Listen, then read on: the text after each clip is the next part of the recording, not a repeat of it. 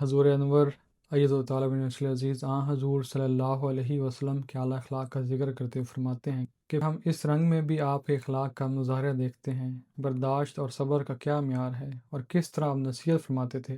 ایک دفعہ ایک بدو مسجد میں جب پیشاب کرنے لگا تو لوگ اس کو روکنے کے لیے دوڑے، تو فرمایا اس کو چھوڑ دو اور پیشاب پر پانی بہا دو۔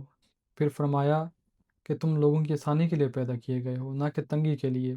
اس کے بعد وہ بدو ہمیشہ آپ کی شفقت کا ذکر کرتا تھا۔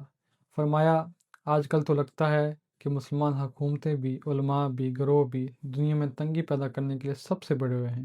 پھر افسروں کو فرمایا کہ تمہارے اعلیٰ اخلاق کا تب پتہ چلے گا جب تم اپنے آپ کو قوم کا خادم سمجھو گے اور اپنی تمام تر صلاحیتوں کے ساتھ عوام کی خدمت کرو گے۔ حضور نے فرمایا کہ ہمارے جماعتی عہدیدار کو بھی اس بات کی طرف توجہ کرنی چاہیے۔